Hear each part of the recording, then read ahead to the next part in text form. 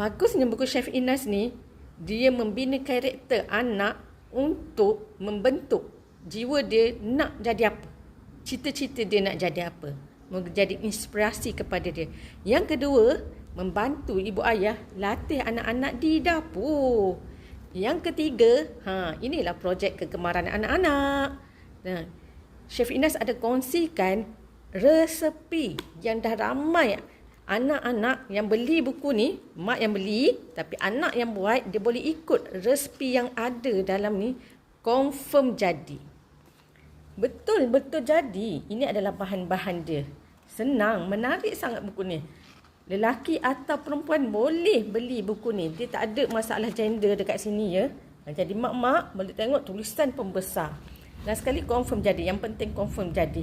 Ayat yang digunakan dekat buku ni adalah ayat yang mesra kanak-kanak. Sebabnya penulis adalah seorang kanak-kanak.